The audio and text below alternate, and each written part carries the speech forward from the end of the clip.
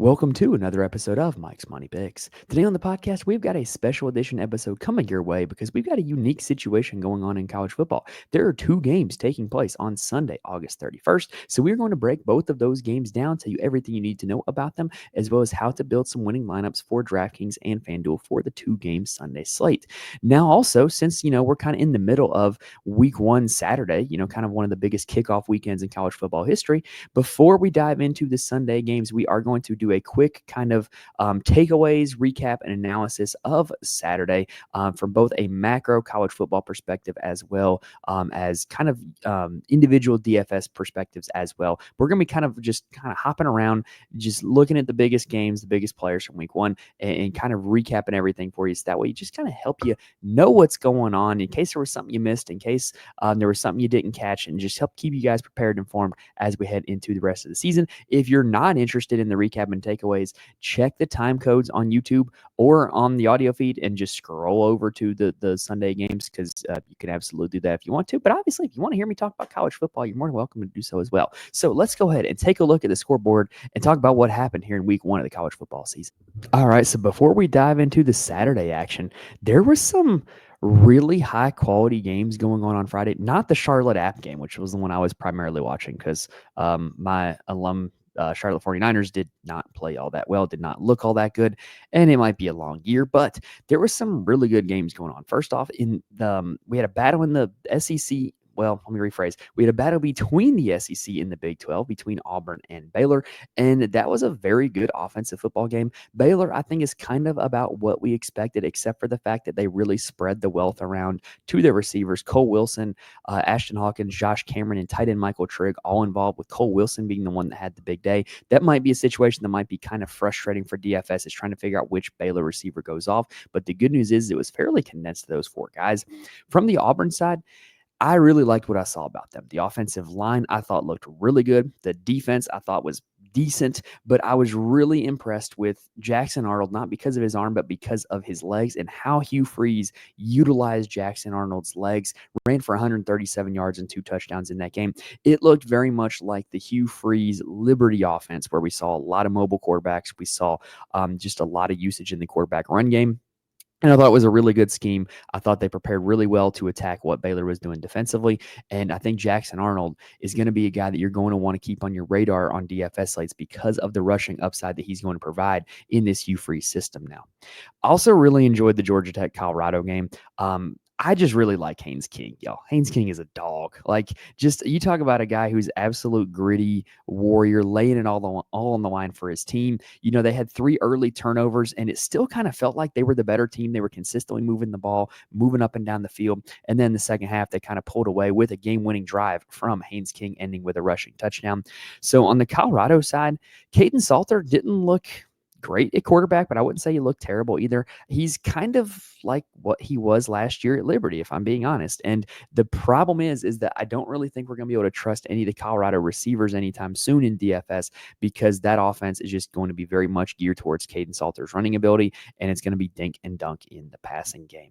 The other thing that really stood out on week one, the Friday slate, was San Jose State. They were still running the spread and shred up tempo offense with Ken Niumatalolo as the head coach, which was weird because I'm used to seeing Ken Niumatalolo coach a triple option team. And Walker Eaget threw the ball a ton of times, threw for a ton of yards, but they just couldn't finish in the red zone, couldn't make kicks, and they lost to Central Michigan. This game they should have never lost. But the big takeaway here is that Danny Scudero is in the Nick Nash role that was so profitable for us last year in DFS. Danny Scudero, it's only a matter of time before he's up in the 8-9K range on DraftKings. He's going to be a guy you're going to want to be getting into your DraftKings lineups, except next week when they play the Texas Longhorns. So speaking about those Texas Longhorns, the most anticipated opening weekend game that I can ever remember, it was Texas-Ohio State today. And honestly, it was not a great watch. And I'm saying this as a Texas fan. It was kind of boring. I mean, it just it felt like every Texas loss of the Quinn Ewers / Steve Sarkisian era, except now Arch Manning's the quarterback. It felt like we were actually the better team. I say we. I don't play for the team. I'm just a fan. It felt like Texas was the better team. it felt like Texas just had 2 or 3 dumb plays. There were a few bad penalties, there were a few drop balls, few errant throws, and it also felt like there were a few dumb game management decisions by Steve Sarkisian. And at the end of the game, when you're down 14, they finally the all game they had been running this conservative offense, not really letting Arch do a whole lot of reading, just kind of straight up handoffs or kind of just regular drop back passes. It wasn't a whole lot of read option, wasn't a whole lot of RPO, wasn't a whole lot of multi-step progression. And they finally took the training wheels off in the fourth quarter when they were down 14 points, went right down the field and scored 7 and got a stop on defense and were driving and just had one very bad throw and catch. I thought both the throw could have been better and the guy could have caught the ball. And it ended 14-7. I walk away from this. The fourth quarter was definitely encouraging what we saw out of Arch in the Texas offense. I definitely think it was a mistake for them to schedule this game in week 1. That offense really needed some time to gel before they go up against a defense of the quality of Ohio State. And Ohio State's going to be the team to beat in the country all year long. Not because of anything they did on offense. I thought Texas's defense played quite well. Ohio State's offense was just ho-hum, but they did what they needed to do. And that defense they got at Ohio State is really, really good. And Matt Patricia did some really unique and really good stuff that I don't think Texas was really prepared for. So credit to Ohio State for the win. I definitely don't think of Texas a whole lot less now than what I did beforehand. If they had just, if they just done a few things differently, they could have walked away with the win. But I definitely think that both these teams are very much college football playoff teams. Not going to talk about the games already in progress because that could end up on some freezing cold takes later. So let's scroll down to the games that have already been played. So one of the big ones that was played was Nevada taking on Penn State. And look, Penn State kind of just they could have made that whatever they wanted. Not really any big takeaways from a DFS perspective there, other than Kyron Hudson was very much the preferred receiver of Drew Aller. Gunnar Stockton looked great for Georgia running and passing. Now, granted, they were going up against Marshall, but that definitely could be a sign of things to come with that Georgia offense. For Alabama, I think Alabama might be the overall most disappointing team of the day, just because of the fact that they really, really, on paper, have a really talented team and a really talented offense. And Florida State was 2-10 last year. And I wasn't convinced that Florida State had improved their roster a whole lot in the offseason. And I still don't know if they have. I just think Bama played really poorly. The offensive line that returned multiple starters and was supposed to be one of the best in the nation was not good. Ty Simpson, in his first start, was not good. The receivers dropping passes, not good.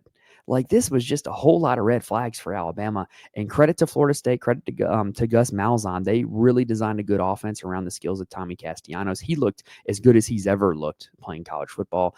And Florida State's going to be ranked. Florida State's going to be a factor in the ACC race. From a DFS perspective, for Alabama, Jeremy Bernard was the number 1 wide receiver today. It's definitely something to monitor. If there is a price disparity between Ryan Williams and Jeremy Bernard, you're probably going to want to be opting to play Jeremy Bernard at a cheaper price. Indiana just kind of had a ho-hum win over Old Dominion. Nothing really spectacular here. They rotated running backs. Fernando Mendoza did not look all that great. Just, very ho-hum. We're not going to know a whole lot about that team until they get pressured. Tennessee. Y'all, this is back to being the Tennessee offense of 3, 4, 5 years ago, where this is a team we can target in DFS heavy because they're going to play with tempo. They're going to have a lot of plays, and they're going to score a lot of points. And I don't think Syracuse is very good. I don't think Syracuse's defense is very good, but I loved what I saw from the Tennessee offense in this game. The downside is that, yes, they did feature and play a lot of guys, but on the offshoot that you get it right, which guys, it's going to be a profitable situation to target.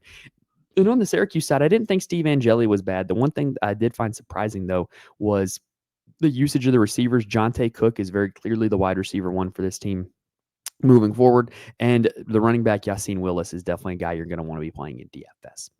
I thought that the true freshman quarterback from Maryland, Malik Washington, looked pretty good from what I saw from him. Granted, I was primarily watching the Texas game during this time, but from what I saw of Malik Washington, he looked pretty good. And if Maryland is able to do that against Big Ten teams, they're going to be a factor this year. I don't think they will be able to do that against Big Ten teams, but they definitely looked really good against FAU. On the FAU side, 15 catches, 87 yards. Good old Jarvis Landry stat line there. But if you're playing on DraftKings on PPR scoring, he was a good value for you. He's definitely a guy that you're going to want to monitor going forward. And whenever FAU's on the slate, Easton Mester should be in your lineups. Next up, we have Toledo, Kentucky. Kentucky in this game played very conservative, very close to the vest, very powerful run game. Both Dowdell and McGowan were very solid plays in DFS. If they're playing a team that they actually are equal or more talented than, I think that's something they're going to be able to do. I have very much doubts if they can do that against SEC competition, though. Next up, let's talk about... Well, I guess that's actually all the relevant games outside the ones that are still going on. Yeah, so that's going to do it for the game-by-game recap. I do want to talk about the winning GPP lineup. So in the main $20 Saturday kickoff today, we had a lineup of Ryan Brown, Dante Dowdell, Devin Mockabee, Easton Messer, Jonte Cook, Michael Jackson, Nick Singleton, and Gunnar Stockton score 188 fantasy points and take down the GPP for 100K. So congrats to Beaker913 for doing that. And y'all, this is an example of in college football DFS, you can play chalk. You can play the good plays and still win because he had a 33% on Ryan Brown, 35% on Devin Mockabee, 35% on Michael Jackson, all on Purdue, full on team stack. And that was kind of what helped carry his team. Michael Jackson is a guy that we talked about on the live stream Thursday night, how once it became apparent that he was going to start for Purdue at $3,000 and you looked up and you saw where he had played before, yeah, that was a really obvious play. And I'm shocked he was only 35% owned. I had him in about 50% of my lineups, and I wish I'd done more because he was one of the best value plays of the entire slate. Now, what this lineup also got right was he went ahead and opted to play Dante Dowdell. That was the lowest owned player in his lineup, knowing that Kentucky was going to be run heavy and have some success against Toledo. Very good decision on his part to do that. Dowdell was not in my pool. McGowan, the backup, was, and McGowan wasn't a disappointment, but Dowdell did give you 22.8, which was solid. We've already talked about Easton Messer. He was a core play for me today, and this lineup did have him, so not bad there. And then getting right Jonte Cook over Daryl Gill is definitely a big factor to help put this lineup over the top. And because of all the salary that he saved by going with those cheap guys, he was able to afford Singleton and Stockton. Singleton wasn't even all that great, but when you look at all the other pay-up options, Ryan Williams was a massive failure. Jeremiah Smith was a massive failure. I believe the Georgia running back, oh gosh, I can't think of his first name. The Georgia running back that starts, he was a massive failure as well. Tate Frazier? Is it Tate Frazier? I'm pretty sure it's something Frazier, though. Yeah, he was a massive failure. So Nick Singleton, not even like an elite value play, but because all the other pay-up options failed, he was the one that you could have. And then Gunnar Stockton did end up being the best quarterback play on the slate. We talked about him in our episode. Like, because of his legs, he really has a ton of upside, especially in a matchup against a team like Marshall. All right, so that does it for the week one recap. Now let's go ahead and dive into the Sunday slate. Then before we get started, I do want to add, if you guys enjoyed the recap show like that and would like a more long form version of it, or just a regularly scheduled every Saturday night recap show, let me know. Let me know what you think about it. I kind of think it was a good thing to do here on week one because we had so much depth chart uncertainty. We had so much uncertainty about how offenses and roles within those offenses were going to look. It's just kind of good to kind of check my notes, look at what happened, and see how we could kind of learn from it going forward and look towards the rest of the season. All right, so now let's talk about the Sunday slate because I really like this Sunday slate. These are two fun games, y'all. These are two quality games, four quality teams. This should be fun. It really should. So game number one is going to be Virginia Tech. It is late, y'all. Virginia Tech taking on South Carolina. This game is in Atlanta, so it is in a dome. The current spread is South Carolina minus 7.5 points with an implied total of 50.5, meaning the implied score is about 29-21 in favor of South Carolina. So for Virginia Tech, let's talk about them first. They have a new offensive coordinator coming over. He is coming from the USFL, and he was previously at Auburn and Baylor before that. So the one thing that I can kind of take away from that is he loves to utilize wide splits, which helps lighten the box, take defenders out of the box.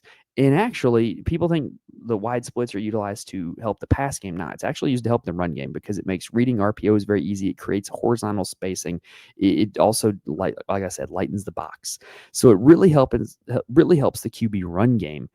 And that should be really good for this Virginia Tech team. The only downside is that they return 0 starting offensive linemen. So they're going to be doing this with a brand new offensive line. But Kyron Drones is the type of running quarterback that could really, really be helped by a scheme that utilizes wide splits and looks for abilities to create mismatches and create opportunities to run RPOs and zone reads and get into space. He's only $7,700, but this is a primarily running quarterback. He averaged about 20 fantasy points per game last year, and he ended up over 24. We'll change it. We'll say we ended up over 23 DraftKings points, which is about 3x value for his current salary in 5 games last year. It's not bad. He didn't start every single game last year either, but he averaged about 10 rushing attempts per game last year. And if he sees that same usage in the ground game here again this year, he absolutely could have a bounce back year. He was, in my opinion, better in 2023 than in 2024. So I really think on DraftKings, the way the salary is set up, Kyron Drones is the I believe third highest priced starting quarterback. I'm sorry, second highest priced starting quarterback. I think he's a good value. I think he's a great play. He's going to make a ton of my lineups here on this slate. Now, for the running back position for Virginia Tech, they did release an official depth chart. So we know that we know what they're looking at, right? And what they've got right now is they've got a Bowling Green transfer, Terrion Stewart, who was really good there last year. Was a guy that I was playing in Maction quite a bit. And he is listed as the starter, but there is an or designation with Marcellus Hawkins. Now, Terrion Stewart has been a little bit banged up in camp. So what that word or means, well, I don't exactly know. But if Stewart is any kind of bang up, that implies that the starter is going to be Marcellus Hawkins. So I do not think it is a bad idea at all. If you build lineups with Stewart and you check your Twitter or check DraftKings or whatever before kickoff, and Terrion Stewart's not out there, then just late swap down to Marcellus Hawkins. That's probably what I'm going to do. I'm certainly not going to be playing both of them in the same lineup, so I'm certainly not going to not have that as an option. But I definitely want to build some lineups with Hawkins as well because it's an or designation, so he might have standalone value even if Stewart is healthy. Now, Braden Bennett, coming over from Coastal Carolina, was supposed to be one of the better backs in this system as well, but he's recovering from an injury. He was listed as like the 4th string on the depth chart. Coney and Prialu were both ahead of him. So I'm not interested in Bennett. I'm interested in Stewart and Hawkins, and if Stewart is for some reason out, I'm swapping all my shares to Hawkins and rolling with it. At the wide receiver position, we mentioned how this is not exactly the most fantasy-friendly environment for receivers because Kyron Drones is primarily a runner, and this team is probably going to run the football quite a bit. But their starting receivers are quite affordable. Their 3 starting receivers on the depth chart are Aiden Green, Donovan Green, and Takai Heath. So Aiden Green is coming in, and he is a returner for this Virginia Tech team. He was the guy that exploded out of nowhere for the bowl game for them. 6 catches, 115 yards against Minnesota. It was quite random. No one really saw it coming. And now he's apparently their number 1 wide receiver, according to all reports. Now, Donovan Green, I like quite a bit. He's a transfer from Wake Forest. He had a few splash games at Wake over the years. He's a talented kid. He's going to play out wide. I don't mind him one bit either. I think Aiden Green probably profiles as the wide receiver 1, but Donovan Green is no slouch. That's going to be my primary exposure to the West, or why do I want to keep calling them West Virginia, to the Virginia Tech passing game. And then Takai Heath is listed as the 3rd starter. Don't know much about him. I got to be honest. I just don't. I know that he played for Virginia Tech last year, but he didn't play much at all. He's listed as the starter. The starting tight end is Benji Gosnell, who, fun fact, was actually a quite good receiver in high school. He was just big and fast and unguardable. And this is an offense that could absolutely see some tight end usage. So I think he really might end up being one of Drones' favorite targets. I think he's worth a look at $3,600. If you're playing Showdown, I definitely think he's worth putting in your player pool. This is only a 2-game slate, so you got to consider guys like that for your player pool if you're playing enough lineups. Now, on the South Carolina side, they have a new offensive coordinator because their old one went in to be the head coach at App State. Their new OC is actually Mike Shula, and if that name sounds familiar, yes, he is the son of Don, but also he was the offensive coordinator for the Carolina Panthers for quite a long time. Why is that relevant? Well, when Mike Shula was the offensive coordinator of the Carolina Panthers, you know who his quarterback was? Cam Newton. You know who's kind of like a slightly smaller version of Cam Newton? Lenora Sellers. Lenora Sellers is really good at football. He really came on strong at the end of the season last year for South Carolina. He had 3 straight games before the bowl game of 36 or more DraftKings points. That is insane upside, and he does it because he can throw as well as run. Now, granted, a lot of it comes from running, especially when he scores rushing touchdowns, but he can also throw as well, as evidenced by the fact that in 3 of his last 4 games, he topped 260 passing yards. Now, in this game, I should mention this. Both these defenses were fairly good last year. They were both fairly balanced. Neither of them have a lean one way or the other as opposed to attacking them through the air or by the ground. What I do know is that Lenora Sellers can beat you both ways. And to me, he's the top overall quarterback play on the slate. And I'm really just mainly interested in him on this South Carolina offense, if I'm being totally honest. Rasul Faison is the running back. He's a transfer from Utah State. He just got granted a waiver to be eligible to play. That is big news because they are certainly going to be missing Raheem Sanders in this backfield. Faison's definitely going to fill that spot. He's going to be the starter. Oscar Attaway is going to be the backup. I don't mind playing Attaway either, but I definitely think that now that Faison's cleared, it's definitely going to be Faison's backfield. Like, Attaway is a holdover, right? So if they were content to just sit with Attaway as their starter, they wouldn't have gone out and gotten Rasul Faison in the portal, especially considering they didn't even know if Rasul Faison was going to end up being eligible. So I do think that Rasul Faison is going to play a role in this big role in this backfield, and he's the primary running back that I'm going to want to be targeting. And when you look at the slate as a whole, he is the third price starting running back. And I think that he's a really, really interesting play. I'd probably rank him number 2 of all the running backs on the slate, behind only Jeremiah Love. However, I would say that if Terrion Stewart does get ruled out, I would probably have Marcellus Hawkins ahead of him from a points per dollar perspective. The wide receiver position for South Carolina is kind of a mess. You've got Nick Harbor here, and anybody who's played college football 25 or college football 26 knows who Nick Harbor is. He's the 6'4" guy that runs a 4.3 40 and has 99 speed on the video game and is an absolute cheat code to play with on college football 25 and 26. However, didn't exactly translate to a whole lot of real life success last year. He just kind of had a few games where he popped, and they were games where he scored touchdowns. But other than that, he was not like a really regularly used contributor in the offense. I guess the nicest thing I could say was that his contributions did kind of increase as the year went on. And he's now had a full offseason to develop, full offseason to get reps and work with Lenore Sellers and work with the wide receiver coach and work on the jugs machine and kind of improve his technical aspects of playing the wide receiver position because he's got all the physical tools.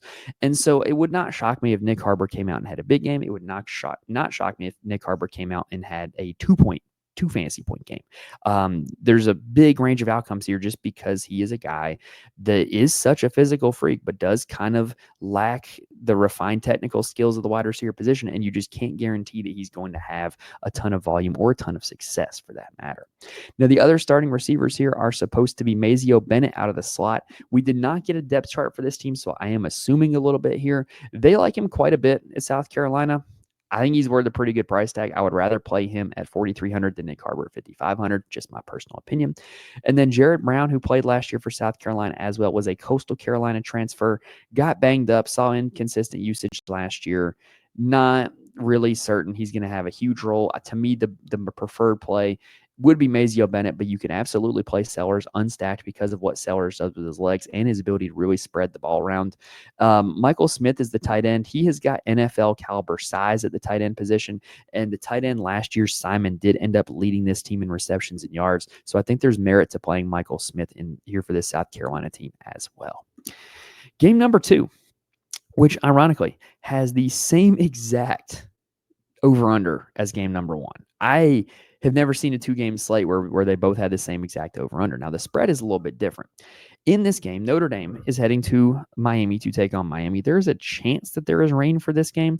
I don't know how much that is going to impact it as a whole because I'm going to kind of give you my macro level thoughts of this game. In this game, Notre Dame is 2.5-point favorites, game total of 50.5. So the implied score is about 26-24 in favor of Notre Dame. And I got to be honest, y'all. My lean on this game is to go ahead and place a bet on the under, especially considering we could get weather, and that could kind of throw it more under. We've actually seen a game similar to this, right? We have got Notre Dame traveling on the road to a top 10 preseason opponent with a brand new starting quarterback with almost an entirely new offensive system for that starting quarterback from what they did last year. And they're slight favorites. When did we see that before? Last year, Texas A&M. Notre Dame won 23-13. Needed a late Jeremiah Love touchdown and then Christian Gray pass deflection to kind of seal the deal. And Notre Dame in that game played very conservatively, very close to the vest, ball control offense, rely on their defense, which was very good last year and will be very good this year. I could very well see that same thing happening again. The only difference is the profile of the opponent is slightly different. Texas A&M last year was not this, spread it all over the yard, throw it all over the yard, run up tempo type of team. Miami is closer to that. Miami's defense, I would also consider, is worse than Texas A&M's defense from last year. But I still think the general game plan for Notre Dame is going to be to play fairly conservatively and fairly close to the vest. CJ Carr is their starting quarterback at $6,900. We don't have any history of him playing college football because he hasn't yet, but he was a big-time recruit coming in, not this year, but last year, and fought for the battle in the spring and the fall and was able to beat out Kenny Minchey and be the starter this year. He's not the runner that Riley Leonard was, but the good news is that the Mike Denbrock system has been so good for quarterback fantasy points because in the last 3 years, it's been Jaden Daniels and Riley Leonard in those spots. And they've been great, right? So if CJ Carr comes in, obviously he's not the runner that those guys were, but this system's a kingmaker. And so I could absolutely see a scenario where he does have a situation where he does put up a lot of fantasy points. And Miami was better against the run than the pass last season. So maybe this is an opportunity to target CJ Carr as like a low-owned, high-leverage play because I don't think he's going to be very highly owned here on this 2-game slate. The reason why I don't think he's going to be highly loaned is because look at Notre Dame's running back. They have the best running back on the slate, probably the best running back in all of college football. His name is Jeremiah Love. Last year, prior to the Ohio State game, Jeremiah Love, actually, let me rephrase, prior to the college football playoff, which he got hurt in the Georgia game, and he played hurt in the Ohio State game.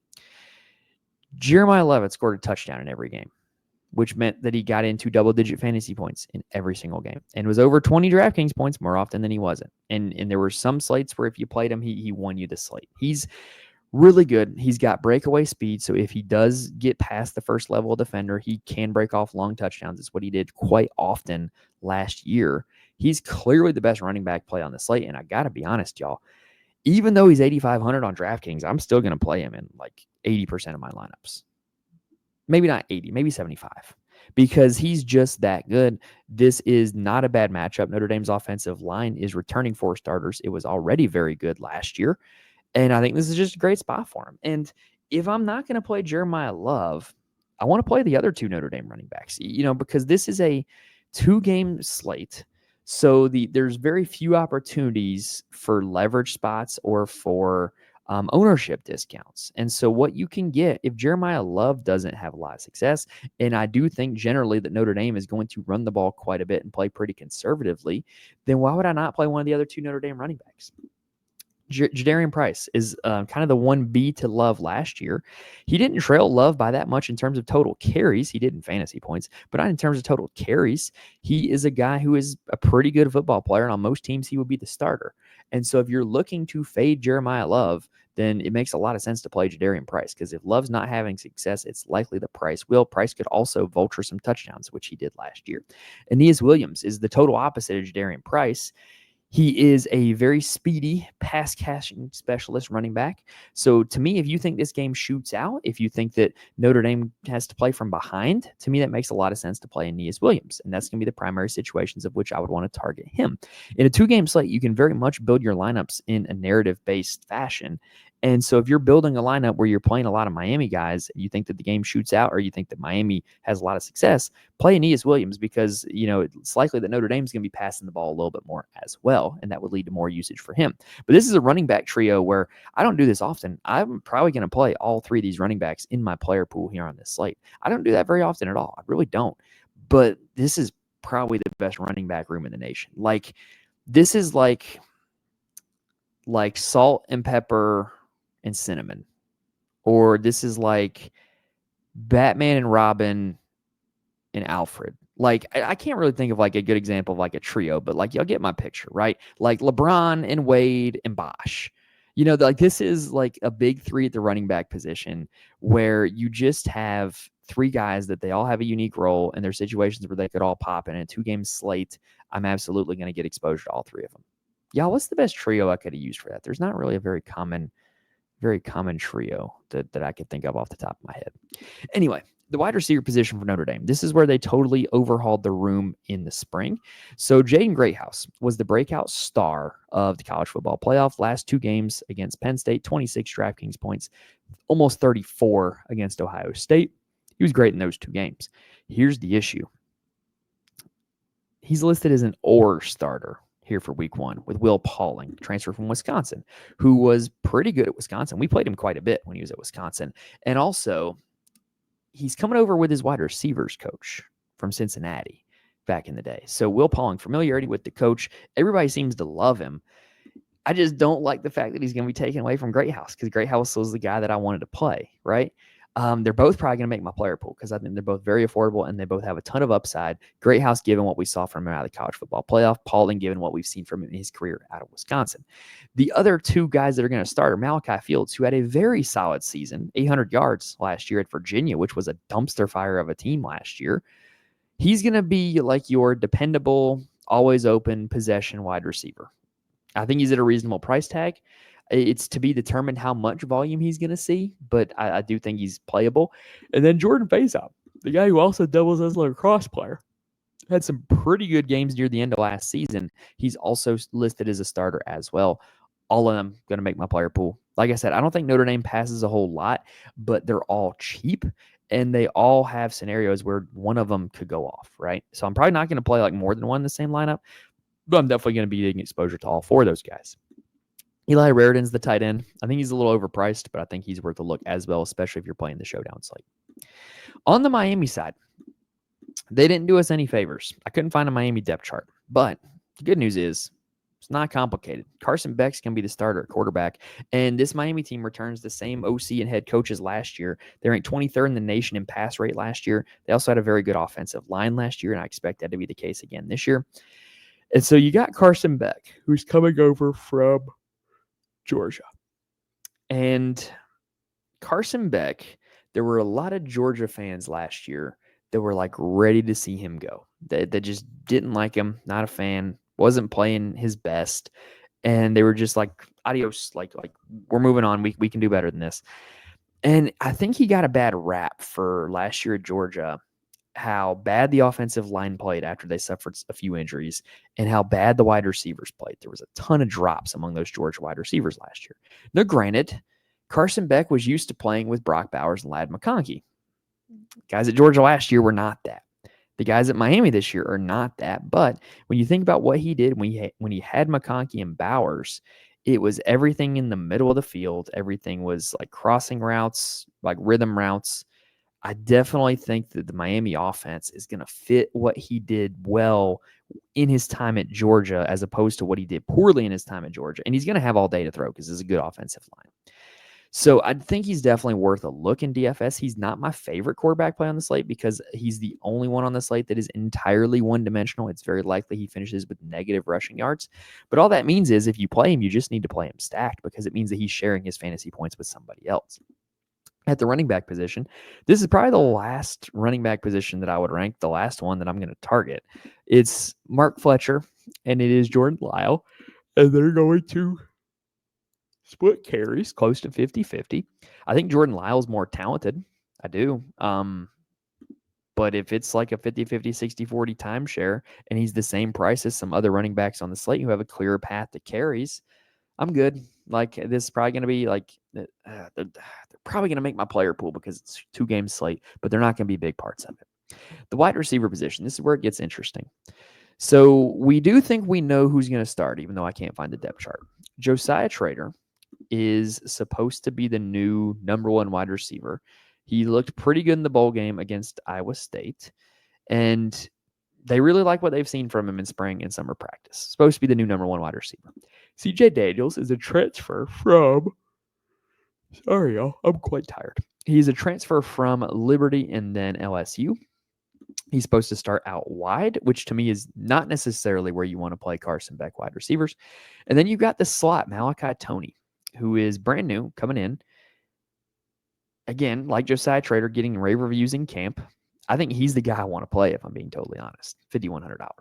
And then you've got the tight end Elijah Lofton, who they are really raving about. They're saying that he might get some carries. They might use him as a wildcat quarterback. If you're playing the showdown slate, he's a guy you got to have in your showdown pool for that reason, because he could just randomly vulture a touchdown. And I think he's another guy that's going to make my pool. I think if I were to pick one from the Miami side, it would probably be Malachi Toney. So what I want to do now, that's kind of everybody you need to know on the slate.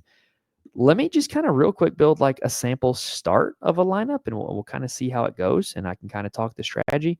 So let's start with Lenoris at quarterback. Let's start with Love at running back. I got 54.66 left. Let's go Toney. 55.40 average remaining salary left. Okay. So to me, I want to take the chance that Terrion Stewart is not active, and I'm going to go with Marcellus Hawkins as my second running back. That brings me up to 59.75.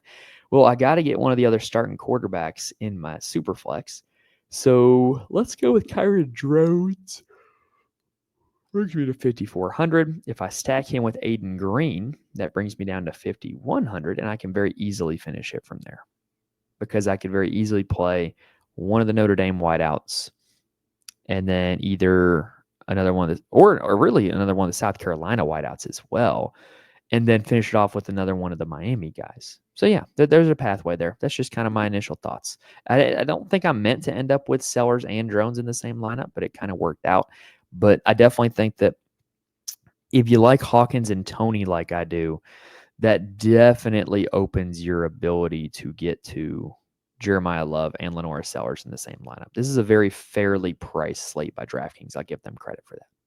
But all right, y'all, that is going to do it here for this episode. If you do want more from me, remember, if you want to know who actually makes my DFS lineups, head on over to the Patreon, patreon.com/Mike'sMoneyPicks. Post my core plays for every college football DFS slate.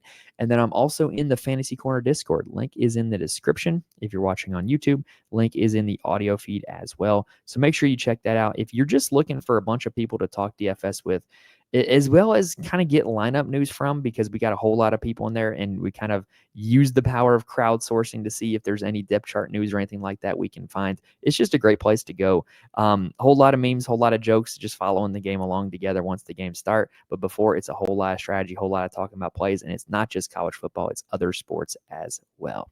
So that is going to do it here for us, guys. Really, really solid Sunday slate. Really looking forward to it. Like I said, we did the recap at the start. Let me know if you guys enjoyed that. I might want to make that a regular thing, or might even do it live. We'll see. We'll see how it goes, because I don't really have anything else to record on Saturday nights. So I might, but we'll see. But I want to know what you guys think of it. But definitely had fun watching this week one slate. I'm so glad college football is back, even though my team lost. Next week is going to be fun. We're going to have every single slate covered next week as well. So make sure you're subscribed to the channel so that we can come back with us for all that. That is going to do it here for this episode, guys. Best of luck to you guys on the Sunday slate. Thank you guys for watching and listening, and I will see you guys next time.